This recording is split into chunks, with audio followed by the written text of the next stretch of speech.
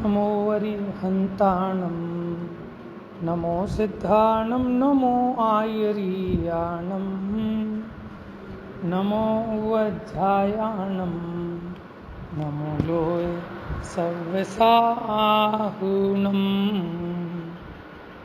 वन्दितु सर्वसिद्धे ध्रुवमचलमणोवमं गतिं पत्ते वोच्छामि समयपाहुः मृणमोषधकेवलीभणिदं नमः समयसाराय स्वानुभूत्या चकासते चित्स्वभावाय भावाय सर्वभावान्तरक्षिते निज स्वरूप को परमरस जामे भरो अपार वंदो परमानंदमय समय सार अभिकार। हमने कल 92 और 93 नंबर की गाथा उस पर थोड़ी सी बात कही थी कि यहाँ ये कह रहे हैं कि अज्ञान से कर्म होता है और ज्ञान से कर्म नहीं होता। तो अज्ञान कौन से गुण स्थान में चला जाता है? देखो, चौथे गुण स्थान में भी अज्ञान चला गया तो ज्ञानी हो गया, और वैसे देखें तो 13वें गुण स्थान में जाके ज्ञानी होता है। तो यहाँ अगर चौथे गुण स्थान की अपेक्षा ग्रहण करोगे तो मिथ्यात्व संबंधी कर्म नहीं होता, बस इतना अंगीकार करना, ठीक है ना। और 13वें गुण स्थान की अपेक्षा समझोगे तो उनको सारी कषायों का अभाव हो गया, इसलिए उन्हें कोई भी कर्म का बंध नहीं होता। कर्म आते तो हैं लेकिन आते और चले जाते हैं, ठहरते नहीं, क्योंकि उनके प्रकृति प्रदेश बंध तो है लेकिन स्थिति और अनुभाग बंध नहीं है, क्योंकि वो कषाय से होता है, कषाय उनको नहीं है। देखिए पेज नंबर 257।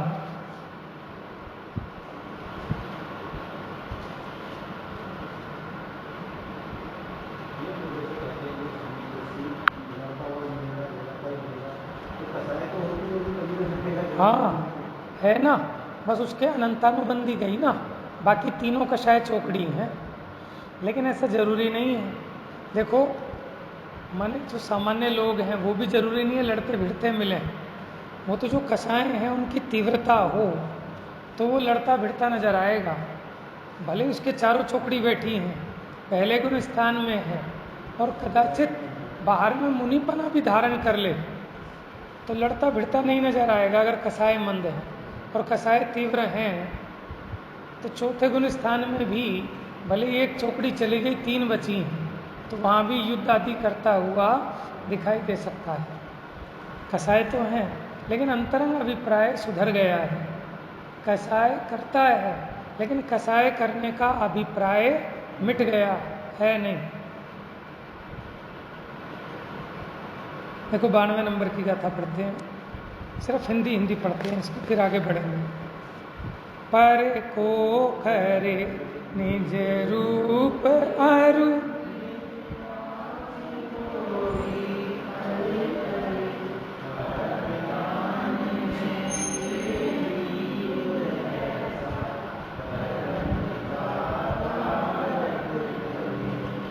जो पर को अपने रूप करता है और अपने को भी पर रूप करता है, वह अज्ञानमय जीव कर्मों का कारक होता है।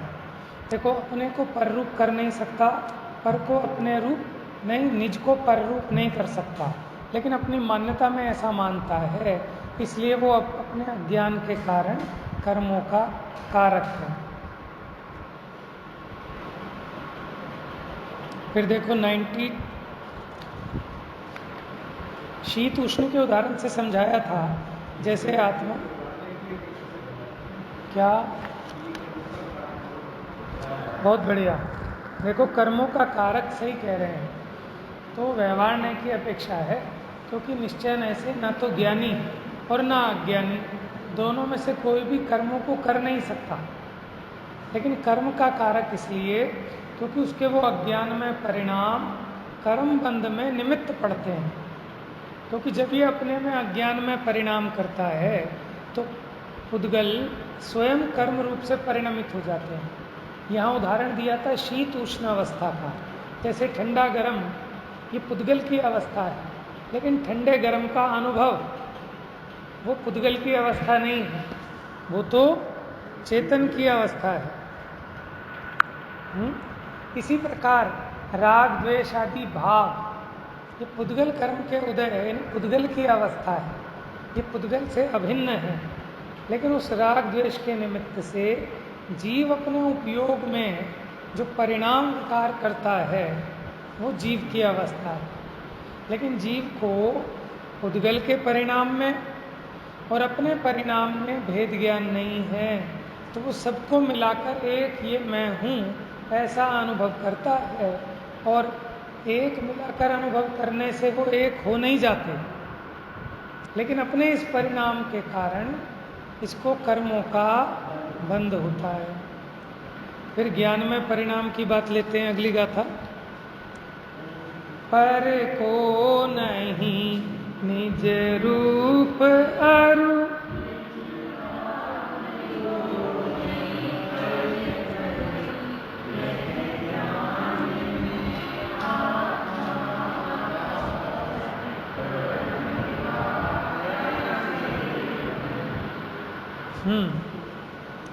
तो ज्ञान में आत्मा कौन है कि जो पर को अपने रूप नहीं करता और पर निज को पर रूप नहीं करता।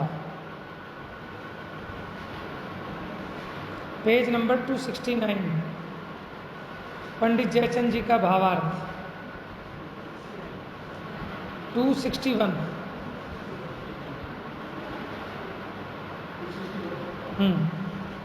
जयचंद जी कृत भावार्थ। जब आत्मा राग द्वेष सुख दुख आदि अवस्था को ज्ञान से भिन्न जानता है। किससे भिन्न जानता है? ज्ञान से। देखो, ज्ञान से भिन्न जानने के दो अर्थ हैं। एक तो होता है पेज नंबर 261 261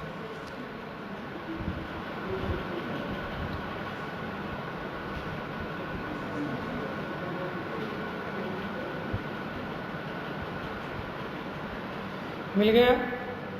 जब आत्मा राग द्वेष सुख दुख आदि अवस्था को ज्ञान से भिन्न जानता है।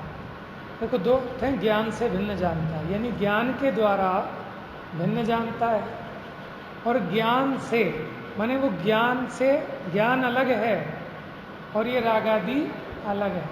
यानी एक तो तृतीया विभक्ति होती है से के लिए, एक सप्तमी विभक्ति होती है अलग होने के अर्थ में से।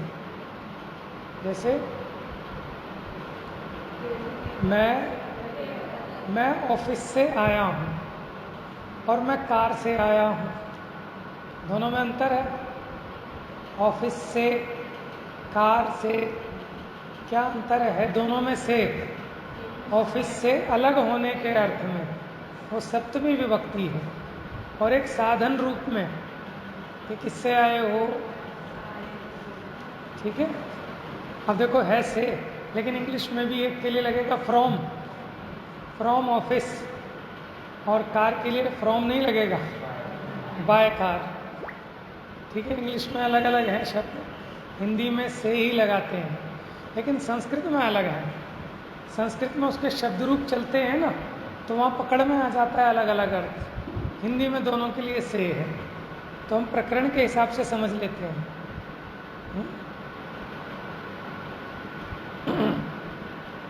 जब आत्मा राग द्वेष सुख दुख आदि अवस्था को ज्ञान से ज्ञान के द्वारा भिन्न जानता है, समझ में आया? ज्ञान से ज्ञान के द्वारा माने मैं ज्ञान से भिन्न हूँ, लेकिन ऐसा जाने के साधन से कि ज्ञान रूपी साधन के द्वारा ही जाना जाता है। जैसे शीत उष्णता पुद्गल की अवस्था है, उसी प्रकार राग द्वेष आदि भी पुद्गल की अवस्था है। देखो, ये चीज समझ में आनी चाहिए आपको। क्या कि जैसे शीत उष्ण है ना, ठंडा गर्म पुद्गल की अवस्था है, वैसी राग द्वेष भी पुद्गल की अवस्था है। इसका मतलब यहाँ कौन से राग द्वेष की बात चल रही है?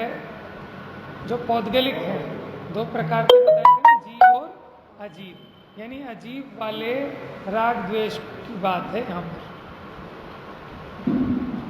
जब ऐसा भेद ज्ञान होता है तब अपने को ज्ञाता जानता है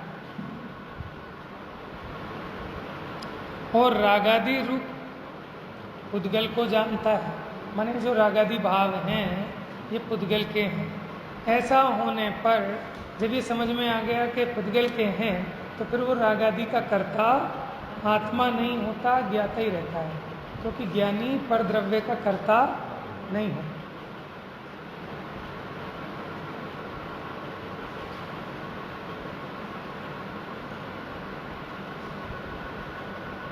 नेक्स्ट पेज 262।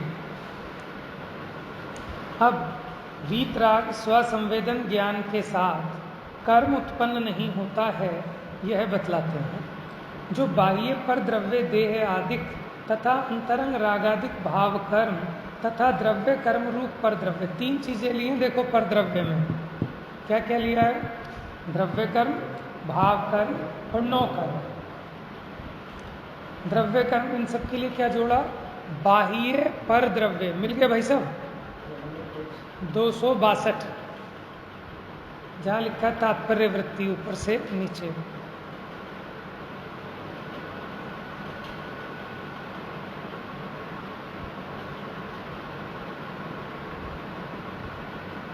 जो बाह्य पर द्रव्य देह आदिक यानी शरीर आदि, शरीर और संयोग जितने हैं ये बाह्य पर द्रव्य हैं, यानी नौ कर्म, तथा अंतरंग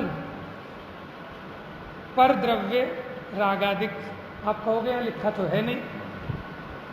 ऐसे मिथ्याद्रग ज्ञान चरणवश है भ्रमत भरत दुख जन्म मरण।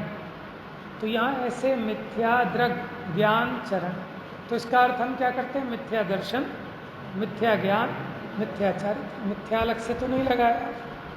ऐसे यहाँ देखो, जो बाह्य पर द्रव्य देह आदिक तथा अंतरंग वही पर द्रव्य रागादिक भाव कर्म तथा द्रव्य कर्म रूप पर द्रव्य को भेद विज्ञान के बल से आत्मा मैं नहीं करता हुआ, माने यही मैं हूँ ऐसा नहीं मानता हुआ, आत्मा का संबंध नहीं करता हुआ, शुद्ध द्रव्य गुण पर्याय स्वभाव रूप निजात्मा को पर स्वरूप न करके वह निर्मल अनुभूति लक्षण वाला भेद विज्ञानी जीव कर्मों का अकर्ता होता है।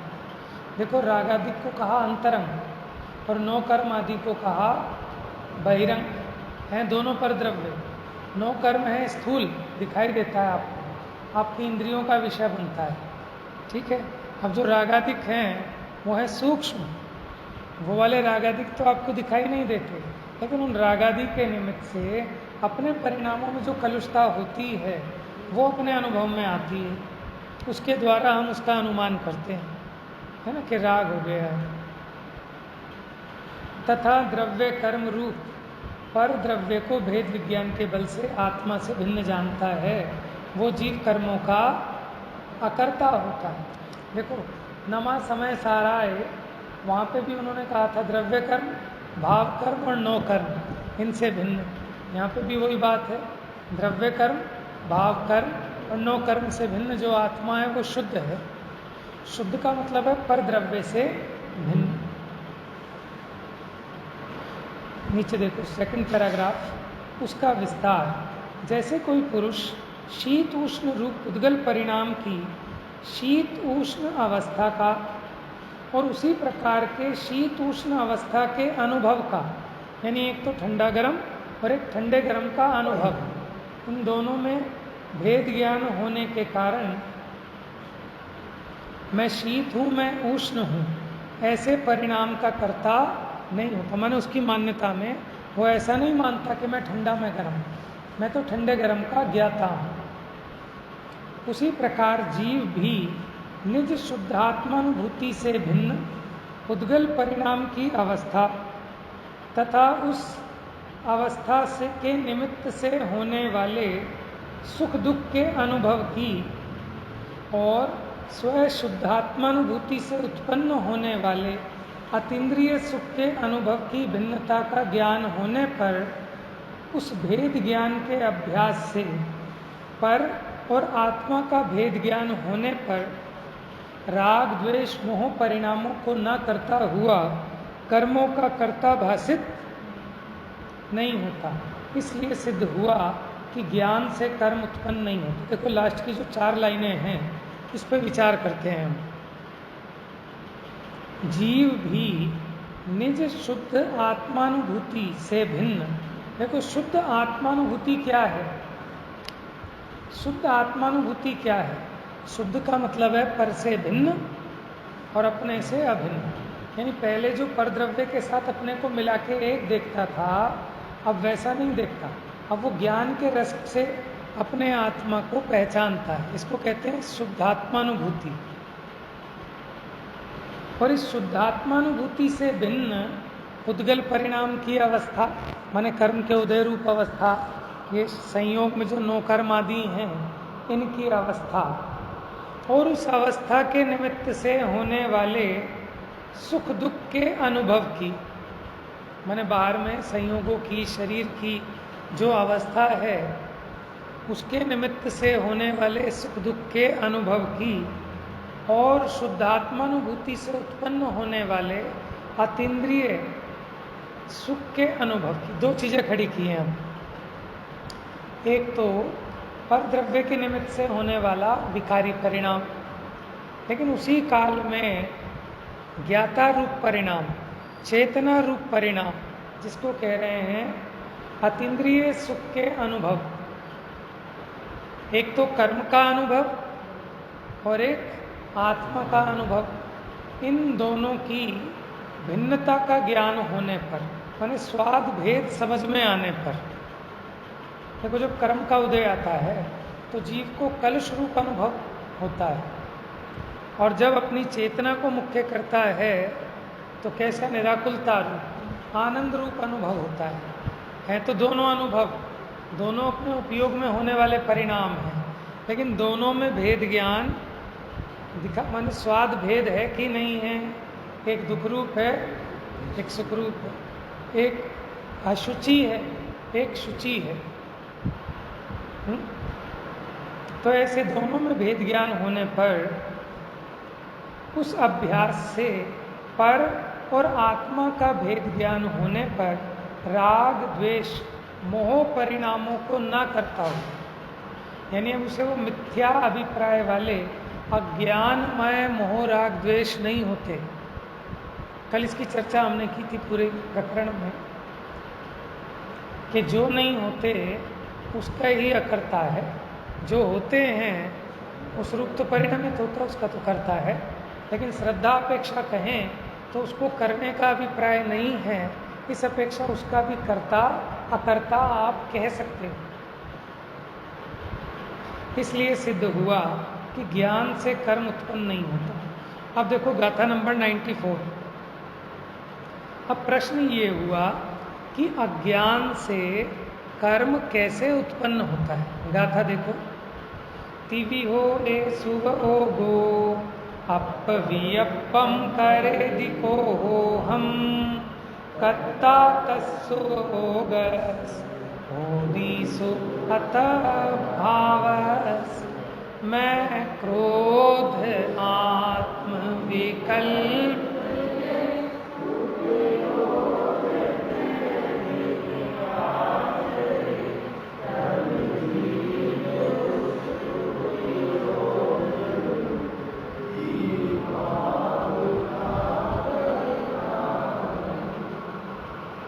क्या कह रहे हैं? मैं क्रोध, ऐसा जो आत्म विकल्प है, माने आत्मा की जो ऐसी बुद्धि है, उपयोग त्रैविध आचरण, ऐसा आत्म विकल्प उपयोग 3 प्रकार से आचरण करता है। माने मैं क्रोध हूँ ऐसी श्रद्धा करता है, मैं क्रोध हूँ ऐसा अज्ञान करता है, और मैं क्रोधी हूँ ऐसी मान्यता में, ऐसे उसमें लीन होता है। यानी मिथ्या दर्शन, अज्ञान, अविरति रूप। ये किसका उपयोग का, ये जीव का उपयोग ऐसे 3 विकारी परिणाम रूप परिणमित होता है। तब जीव उस उपयोग रूप जीव भाव का कर्ता बन। तो जीव अपने जिस भाव को करता है उसका कर्ता होता है। 3 प्रकार का यह उपयोग, मैं क्रोध हूँ ऐसा अपना विकल्प करता है। माने उपयोग कैसा अपने को अनुभव करता है कि मैं क्रोध हूँ ऐसा मानता है, ऐसा जानता है, और इस रूप में लीनता को प्राप्त होता है। जैसे मैं ये मानता हूँ कि मैं मनोज हूँ, ऐसे ही मानता हूँ, ऐसे ही जानता हूँ, और इस रूप अनुभव में लीन हूँ, ऐसी अनुभूति करता हूँ, इसी में तन्मय हूँ। इसका नाम है मिथ्या दर्शन, मिथ्या ज्ञान, मिथ्याचार। ऐसे ये जीव कैसा आत्मविकल्प करता है? देखो, वो क्रोध किसका परिणाम है, जीव का या अजीव का? अभी प्रकरण के हिसाब से वैसे दोनों के होते हैं। यहाँ जिसकी चर्चा चल रही है वो कर्म और नो कर्म का परिणाम है, लेकिन उसमें ये कैसी श्रद्धा करता है, कैसा विकल्प करता है कि मैं क्रोध हूँ। जैसे मानो किसी छोटे बच्चे को पुलिस की वर्दी पहनाई, ठीक है ना, हम छोटे थे तब बहुत चलती थी, पुलिस की वर्दी ले आए बच्चे, शादी में पहन के जा रहे हैं, सीटी बजाते बजाते, ठीक है, ठीक है, या डॉक्टर की लिया, ऐसी ऐसी बहुत चलती थी। तो अब उसमें क्या हुआ, अब जो उसने पहनी तो उसकी नसों में कुछ जान सी आ जाती है ज़्यादा, ठीक है ना। कहाँ से आई वो ताकत? वर्दी में से। कहाँ से आई? उस आत्मविकल्प में से। वो कपड़े पहने, पावर आ गई कि नहीं आ गई? अच्छा देखो, जो लोग बंदूक का लाइसेंस ले लेते हैं ना और बंदूक यहाँ लग जाती है, उनकी चाल ही बदल जाती है कुछ। कैसे बदल गई? बंदूक के कारण नहीं, मेरे पास बंदूक है, ऐसा जो आत्मविकल्प है। सुनिए, लोग कहते हैं पैसा बाद में आता है, घमंड पहले आ जाता है, चाल पहले बदल जाती है आदमी की। तो चाल उस पैसे से नहीं बदली, उस आत्मविकल्प से कि मैं धनी हूँ। और जब इसे समझ में आया भैया मैं कोई धनी वनी नहीं हूँ, मैं तो निर्धनी हूँ, फिर इसकी चाल और बदल जाती है। फिर ये बाबूजी बाबूजी ऐसे ऐसे झुक झुक के चलने लगता है। क्यों? ये सारा का सारा खेल इसका आत्मविकल्प कैसा है उसके हिसाब से होता है। देखो, जब हम यहाँ अभी आए इस टाइम, तो हम ये मान के आए कि हम पढ़ाने वाले, हम टीचर हैं, तो हमारी चाल में फ़र्क है, समझ में, हमारी सोच में है। और जब हम सुनने के लिए आते हैं तो हम स्टूडेंट हैं, तब परिणामों में चंचलता होती है कि नहीं? माने वही टीचर जब टीचिंग करने जाए तो उसकी सोच, उसका माने चाल चलन, उसकी सब चीज़ें अलग हो जाती हैं। और वही जब खुद की क्लास लेने जाता है, अपने आप पढ़ने जाता है, तो वहाँ उसमें चंचलता होती है। कई बार वो क्लास में आपस में बात भी करता है, टीचर कहता है भैया चुप बैठ के सुनो, है कि नहीं? तो जैसा इसको आत्मविकल्प होता है, माने वैसा ही इसको अनुभव में आता है, सब चीज़ें वैसी होती हैं। माने जैसे राजीव गांधी है, अभी वो लीडर ऑफ अपोजिशन है, ठीक है, तो उसको उस तरह के भाव आते हैं, वैसे ही वैसा परिणमन होता है। कल को मान लो प्रधानमंत्री बन जाए तो ऑटोमेटिक उसमें गंभीरता आ जाएगी, समझ में आया? जैसे लोग कहते हैं कि भैया एक बार कुर्सी मिले तो कुर्सी सब सिखा देती है। अब जैसे केजरीवाल को क्या आती थी राजनीति, लेकिन कुर्सी मिली तो सब आ गया, नहीं आ गया, है ना? कैसे किसको डांटना, फटकारना, क्या करना क्या नहीं करना, कहाँ से आया? कुर्सी में से आया। तो कभी मौका मिले तो कोई चपरासी भी बैठ के देख लेता होगा कुर्सी पे, तो उसे तो नहीं आएगा। कहाँ से आया? कि वो जो आत्मविकल्प हो गया उसमें से आया, समझ में आया? माने घर में बच्चा हुआ तो हमारा पापा निकल के आ जाता है बाहर, वो पापापना कहाँ से आया? पहले सोचा था कि बच्चे को कैसे कंट्रोल करना है, कैसे डांटना है, क्या करना है क्या नहीं करना है। मानो कोई 18 साल के लड़के की शादी हो गई, अब वो पापा बन गया 1 साल बाद। अभी तो खुद ही वो बच्चा था, एक एक चीज़ पापा से पूछ के कि पापा जरा मैं मंदिर जा रहा हूँ, पापा जरा मैं अभी आ रहा हूँ, पापा जरा मैं आया आया ये। अब उसके बच्चा हो गया, अब उसमें पापापना कहाँ से आया?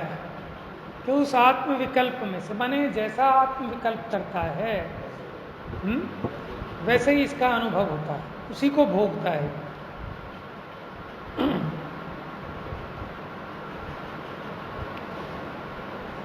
तो 3 प्रकार का यह उपयोग, माने ये जो मेरा उपयोग है यही 3 प्रकार का होता है।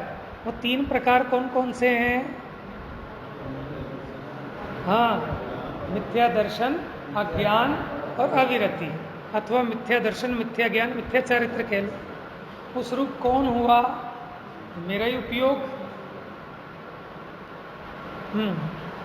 तो यह उपयोग, मैं क्रोध हूं ऐसा अपना विकल्प करता है, हो नहीं जाता उससे। जैसे इसने माना कि मैं पहलवान हूं, तो उससे शरीर वाला मैं हो नहीं गया। जैसे उसने ध्यान किया कि मैं भैंसा हूं, तो भैंसा हो थोड़ी गया। इसलिए आत्मा उस उपयोग रूप अपने भाव का कर्ता होता है। किसका करता है? अपने भाव का, कर्म का करता नहीं है, अपने भाव का, यानी अपने विकल्प का, क्योंकि ये विकल्प इस जीव ने स्वयं किया है। देखो टीका, वास्तव में यह सामान्यतया अज्ञान रूप जो मिथ्या दर्शन, अज्ञान, अविरति रूप 3 प्रकार का सविकार चैतन्य परिणाम है। सविकार क्यों कहा? क्योंकि ये दोष रूप है, ये चैतन्य का परिणाम तो है, लेकिन ये विकारी है, इसलिए सविकार चैतन्य परिणाम है वह।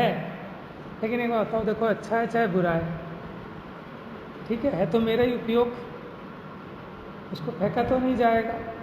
जैसे बच्चे ने पोटी कर दी तो बहुत गंदा है, लेकिन अब बताओ बच्चा फेंक दोगे क्या? समझ में आया?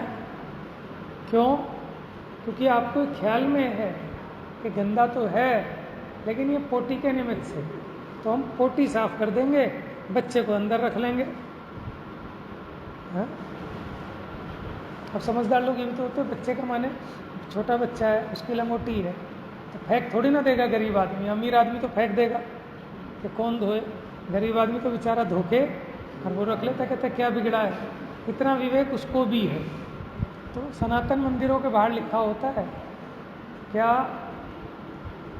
कि घृणा पाप से करो, पापी से नहीं। समझ में है? अंतर है दोनों में, पाप में और पापी में। ऐसे ही राग और रागी, क्या? राग और रागी। अच्छा देखो, राग के नष्ट होने पर रागी नष्ट नहीं होता। राग के नष्ट होने पर जो राग रूप हुआ था ना, जिसको हम रागी कह रहे थे, वो नष्ट नहीं। देखो पाप और पापी, पापी किसे कहते हैं? जो पाप करता है, जिसको पाप परिणाम हुआ वो पापी। ठीक है, अब बताओ अगर पाप बुरा है, ठीक है, तो पाप को दूर करना है ना। अच्छा जैसे वो कहते हैं गरीबी हटानी है कि गरीबों को हटाना है? गरीबी बुरी है कि गरीब बुरा है? अंतर है दोनों में। जैसे धन और उसका स्वामी धनी, ऐसे गरीब और गरीबी का मालिक वो गरीब तो गरीबी मिट जाएगी, वही गरीब है वही अमीर कहलाने लगेगा। और आप उस गरीब को ही मार दो तो फिर अमीर कौन बनेगा? ऐसे जिसमें पाप है ना, जिस क्षण हमें पाप भाव हुआ उस समय हम पापी हैं। अब उस पापी को मार दो तो पुण्यवान कहाँ से होगा? माने शुद्धात्मा भी कहाँ से उत्पन्न होगा? तो उपयोग रूप है। वही उपयोग कभी अशुभोपयोग रूप होता है, कभी शुभोपयोग रूप होता है, कभी शुद्धोपयोग रूप होता है। तो शुभ और अशुभपना है, शुद्धपना उपादेय है, लेकिन जो उपयोग है वो तो मेरा स्वरूप है, उसका तो ना उत्पन्न करना ना नाश करना है। बात समझ में आया? तो भैया इसलिए कसाएं बुरी हैं सबकी। जैसे हमें किसी से कभी एलर्जी होती नहीं है तो आदमी बहुत ख़राब है, क्यों कि बहुत बदतमीज़ है, इसको बात करने की तमीज़ नहीं है, गंदा है, ऐसे करता है वैसे करता है, इसका व्यवहार अच्छा नहीं है। तो वो आदमी गंदा नहीं है, उसकी अज्ञानता, उसकी कसाएं ये बुरी है। लेकिन हम क्या समझने लगते हैं, हमें कसाए और जिसको कसाए हुई ऐसा वो उपयोग, इनमें भेद विज्ञान नहीं है, तो हम उस आदमी को ही बुरा मानने लगते हैं। अथवा जिसका माने पुण्य रूप भाव हो तो उस व्यक्ति को ही भला मानने लगते हैं, जबकि वो व्यक्ति ना तो भला ना बुरा, लेकिन वो जो भाव हुआ उसके निमित्त से उसे भला बुरा कहा जाता है। वो व्यक्ति तो चैतन्य मात्र है, वो तो ज्ञाता रूप है, लेकिन उस उपयोग का 3 प्रकार का ये परिणाम विकार है ना। दुष्टन देहु निकार साधुन को रख लीजे, विनवे भूदर दास हे प्रभु देर न कीजे। तो क्या करें कि बुराई को मिटाना है, माने अपने भीतर जो राग है ना उस राग का अभाव करना है। तो जो रागी हो रहा था वही ज्ञानी है, कोई और दूसरा ज्ञानी नहीं, वही है। समझ में आया? देखो जो बच्चा बिल्कुल 0 नंबर से फेल हो रहा था, उसी बच्चे में 100 में से 100 नंबर लाने की भी सामर्थ्य है, लेकिन अब वो 0 नंबर लाया, आप उसे जान से मार दोगे तो फिर वो 100 नंबर कौन लाएगा? कोई कहे कि मुझे 0 नंबर लाने वाला बेटा नहीं चाहिए, मुझे 100 नंबर लाने वाला बेटा चाहिए, और उसे मार दे तो 100 नंबर वाला बेटा कहाँ से आएगा? वो इसी में से आना था। तो जो आज रागी द्वेषी क्रोधी दिख रहा है यही ज्ञानी है। बस राग का अभाव होगा तो ज्ञानीपना प्रकट हो जाएगा। इसलिए आत्मा बुरा नहीं है, कसाय बुरी है, मिथ्यात्व बुरा है, अज्ञानता बुरी है। तो जितने भी जीव जिनसे हमें द्वेष होता है ना, वो व्यक्ति बुरा नहीं है, वो भी उपयोग रूप है, वो भी परमात्मा स्वरूप है, उसमें भी भगवान बनने की सामर्थ्य है, वो भी आजकल कभी ना कभी आगे पीछे बन ही जाएगा। लेकिन हम उससे ऐसी अनंतानुबंधी कसाय करते हैं कि ये तो 3 काल में भी कभी मैंने इसका निपटारा नहीं होने वाला, ठीक है ना। अरे इतने बड़े बड़े पापी जब वो तिर गए तो ये तो क्या पापी, समझ में आया? तो हम बात ये कर रहे थे कि ये ऐसा अनुभव करता है, कैसा कि मैं क्रोध हूँ। यद्यपि क्रोध के निमित्त से इसको क्रोधी कहा जाता है, लेकिन क्रोध के मिटने पर भी इसकी सत्ता रहती है। क्रोध तो चला जाता है लेकिन मैं तो नहीं मरता, राग तो चला जाता है लेकिन मेरा तो अभाव नहीं होता। इसका मतलब वो उपयोग और वो क्रोधादिक, इनमें भेद है। हाँ? जिस कपड़े को हम ये माने बैठे थे कि अरे इसे फेंक दो, बेकार हो गया ये तो, लेकिन जब उसे बढ़िया वाले टाइट सर्फ से धोया तो वो एकदम नया निकल के आ गया, उसमें से नया निकल के आ गया कि था उसमें, लेकिन ऊपर जो धूल जमी थी वो धूल धुल गई तो बढ़िया निकल गया। ऐसे ही आत्मा तो परमात्मा स्वरूप ही है, लेकिन इसमें मोह की धूल चढ़ी है, और इसको जब हम ज्ञान रस से धो लेते हैं तो ये बना बनाया परमात्मा प्रकट हो जाता है, व्यक्त हो जाता है। तो कोई दूसरा आत्मा नहीं आएगा, मटेरियल यही है, इसी में से बनाना है। जैसे मास्टर जी के पास छोड़ के आते थे, मास्टर जी ये गधा है और आपने इसे जो है इंसान बनाना है, क्योंकि इस मास्टर का बड़ा नाम है, इनने बड़े बड़े गधों को इंसान बना दिया है। छोड़ के आते थे कि नहीं? और क्या कह के आते थे, मास्टर जी हड्डी हड्डी हमारी है और खाल तुम्हारी है, कि इसकी चाहे खाल उधेड़ लो लेकिन इसे इंसान बना दो, और वो बन के भी आ जाता था। अब ये बताओ, वो गधा था क्या? नहीं था। कि वो गधेपने की जो उसमें बेवकूफ़ियाँ थी, उस वजह से वो गधा हो रहा था। लेकिन जब वो बेवकूफ़ी छोड़ दी तो वही ज्ञानी हो गया। समझ में आया? कहने का मतलब ये है कि आत्मा तो सदा काल उपयोग स्वरूप है, लेकिन जब उसके उपयोग की मलिनता होती है तो वो रागी द्वेषी दुखी होता है। और जब उस राग द्वेष का अभाव कर देता है तो है वही का वही।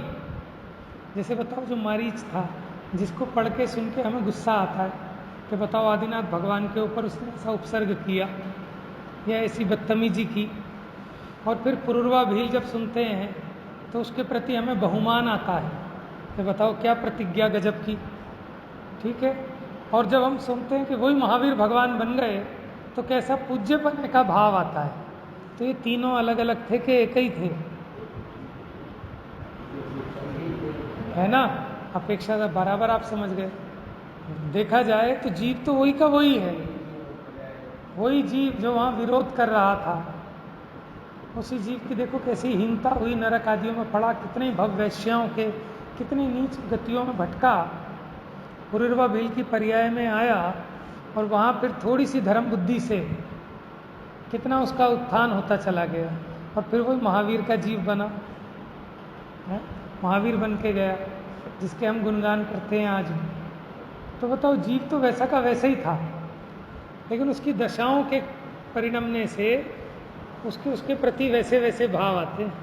लेकिन अगर द्रव्य दृष्टि से देखें तो आपको इनमें अंतर नहीं दिखेगा, वही के वही दिखेंगे।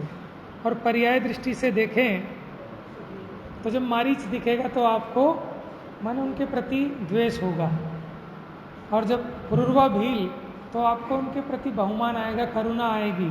और जब महावीर भगवान देखेंगे तो उनके प्रति पूज्यपना आएगा। है? देखने का नजरिया है। तो यह कह रहे हैं कि मैं क्रोध हूँ, ऐसे अपना विकल्प करता है, बस इससे आगे इसकी हैसियत नहीं है। ये बस अपना विकल्प कर सकता है। जैसे इसने किया, मैं क्रोध हूँ, मैं मान हूँ, मैं माया हूँ, मैं लोभ हूँ। ठीक है ना? इस प्रकार का जो विकल्प करता है, अपने उस उपयोग रूप अपने भाव का कर्ता होता है। लेकिन उसका ये भाव उद्गल के कर्म रूप परिणमने में निमित्त होता है, इसलिए व्यवहार से इसे कर्म का कर्ता कहने में आता है। देखो टीका, वास्तव में यह सामान्यतया अज्ञान रूप जो मिथ्या दर्शन, अज्ञान, अविरति रूप तीन प्रकार का सविकार चैतन्य परिणाम है, वह पर के और अपने अविशेष माने अविशेष माने विशेष माने भेद, विशेष माने भेद रूप अलग अलग, और अविशेष माने एक रूप अभेद। यानी स्व और पर को एक रूप से श्रद्धा करता था, एक रूप से जानता था, और उसमें एक रूप से लीनता को प्राप्त होता था। और उनमें जो भेद हैं, उन भेदों को छिपाकर भाव्य भावक भाव को प्राप्त चेतन और अचेतन का सामान्य अधिकरण से अनुभव करने से। देखो, एक तो है चेतन के भाव, एक है पुद्गल के भाव। तो चेतन का जो विकारी भाव हुआ, उसमें पुद्गल कर्म का उदय वो निमित्त है, वो है भावक। मोह कर्म का उदय है भावक, और उसके निमित्त से चेतना में जो विकार हुआ वो है भाव्य। लेकिन ये इन दोनों भावों का भेद नहीं जानता और उनका एक ही आधार मानता है, जबकि इनके अलग अलग आधार हैं। एक जीव के आधार से है, एक पुद्गल के आधार से, लेकिन दोनों का एक ही आधार हो, इस प्रकार अनुभव करने से मैं क्रोध हूँ। क्रोध समझ रहे हो? माने लाल आंखें, चढ़ी हुई भ्रकटी, लाल मुंह फूल जाना, दांत किटकिटाना, ठीक है, और एकदम नसें फूलने लगना और ईंट हाथ में होना, इन सबको मिलाकर एक रूप कि ये मैं हूँ, जबकि इसमें कुछ नौ कर्म के क्रिया है, कुछ द्रव्य कर्म की क्रिया है और कुछ द्रव्य कर्म का उदय रूप जो उसका भाव कर्म है वो है।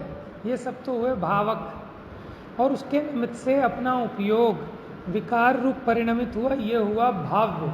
लेकिन इस भाव्य और भावक का आधार न्यारा न्यारा है, एक उद्गल और एक चेतन। लेकिन उनको एक रूप अनुभव करने से मैं क्रोध हूं ऐसा अपना विकल्प उत्पन्न करता है। इसलिए मैं क्रोध हूं ऐसी भ्रांति के कारण जो सविकार है, मन विकार सहित है, ऐसे चैतन्य परिणाम रूप परिणमित होता हुआ यह आत्मा। देखो लौकिक में भी हम किसी का क्या बुरा कर पाते हैं, हम किसी का बुरा सोचें, उसका बुरा नहीं करते, अपना ही बुरा करते, क्योंकि अपने ही परिणाम खराब होने लगते हैं।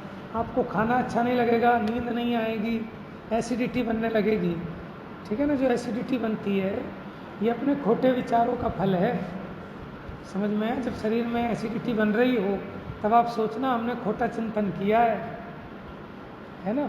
आप करके देखो, किसी के बारे में बुरा सोचो, तो छीना झपटी सोचो, कसायों की तीव्रता जब हो तो आपको ऑटोमेटिक एसिड बनने लगेगा। और आप शांत रहें, न्याय नीति से चलें तो आपको सुकून रहेगा, तो एसिड सारा माने बॉडी का भी ऐसा निमित्त नैमित्तिक संबंध है।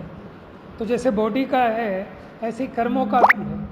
जब आपके ऐसे आकुल व्याकुल रूप परिणाम होते हैं तो कर्मों में भी उसी प्रकार की पाप प्रकृतियाँ बनती हैं ऑटोमेटिक, है कि नहीं। देखो शरीर का तो अपने अनुभव में आता है ना, कि जब हम आकुलित व्याकुलित होते हैं, छीना झपटी में होते हैं, कसाय में होते हैं, तब अपने बॉडी भी कैसा रिएक्शन करती है।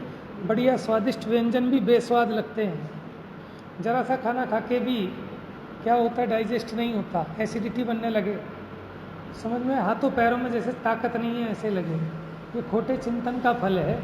जब ऐसा निमित्त नैमित्तिक संबंध इसके साथ है तो कर्म तो इससे भी सूक्ष्म है। माने 1 मिनट में वो अरेस्ट करते हैं आपको। यहाँ आपने अपराध किया नहीं, और अपराध खाली काया से ही नहीं होता, सबसे पहले मन से होता है। क्या कि कोई भी भाव पाप पहले कहाँ उत्पन्न होता है, वचन और काया से तो बहुत कम होता है, क्योंकि प्रकट तो वचन और काया से तो प्रकट होता है, उत्पन्न तो मन में होता है पाप। कल बात चली थी ना विशुद्धि लब्धि की, तो मन की विशुद्धि होती है पहले, तब वो देशना लब्धि माने धारण करने लायक पात्र होता है। जिसमें पेट्रोल रखा था उस बर्तन में देसी घी लेने जाओ तो दुकानदार भी नहीं देगा। देसी घी तो छोड़ो, दूध वाला भी कहता है भैया दूसरा बर्तन ला, खामोखा मेरा दूध और ख़राब कराएगा और आके मेरे से माथा मारेगा कि दूध घटिया फट गया या दूध में बदबू आ रही है, तो वो भी नहीं देता, समझ में। और दे भी दे तो किसी काम का नहीं, बेकार हो जाने वाला है। तो ऐसे चैतन्य परिणाम रूप परिणमित होता हुआ यह आत्मा उस सविकार, देखो अभी तो विकारी परिणाम हो रहा है ना चेतन का, तो अपने उस विकारी चैतन्य परिणाम का कर्ता वो जीव है।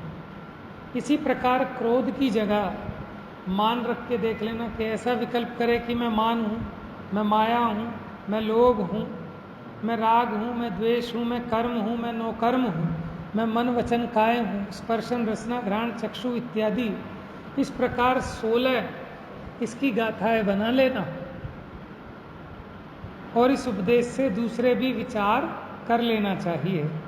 अज्ञान रूप अर्थात मिथ्या दर्शन, अज्ञान, अविरति रूप 3 प्रकार का जो सविकार चैतन्य परिणाम है, वह अपना और पर का भेद न जानकर वो विकारी उपयोग कैसा मानता है, कैसा जानता है कि मैं क्रोध हूँ, मैं मान हूँ इत्यादि मानता है।